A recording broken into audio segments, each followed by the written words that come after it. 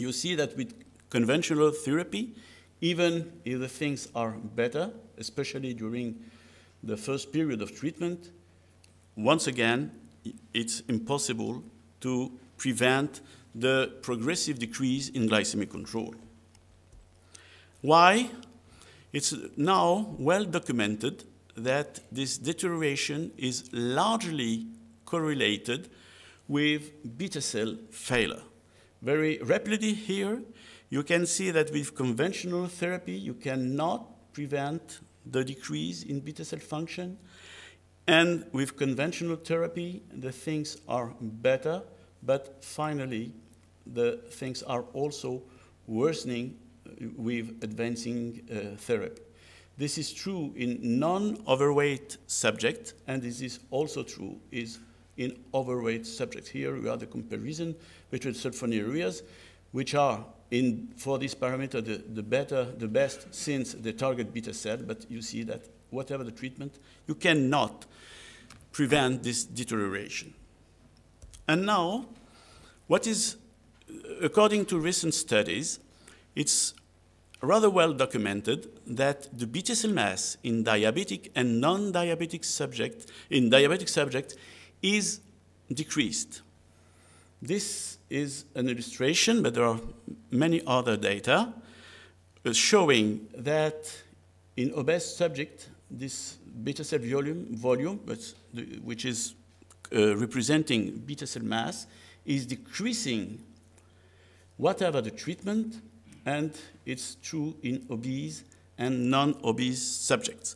But this is a very important problem because we haven't, for the moment, sufficient evidence that this beta cell mass is decreased in type 2 diabetes, because these observations were made post-mortem, and obviously we have no information on the time course of the beta cell mass.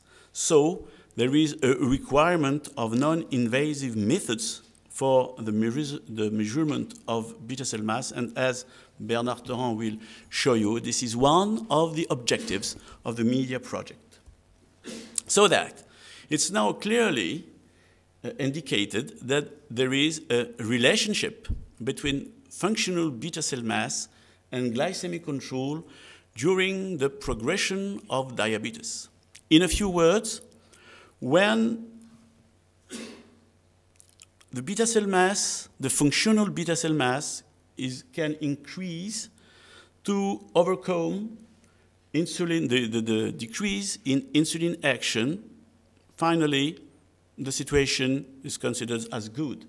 Glycemia remains at a normal level. But as early as this beta cell mass decreases, this functional beta cell mass decreases, glycemia is increasing.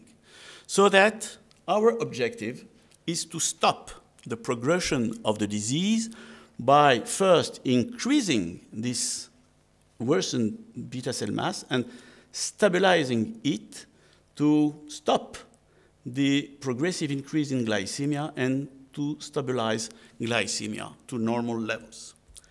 And finally, if we are summarizing the whole objective of IMIDIA, is to start from the present situation when there is a symptomatic treatment and current treatment options that cannot stop the disease progression.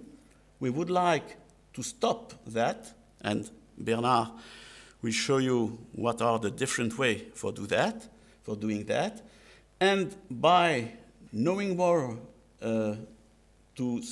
how to stop the disease progression, this could also lead to provide insights into the disease prevention, and finally, to starting for symptomatic treatment to finally have an attempt to cure the type 2 diabetes and maybe type 1.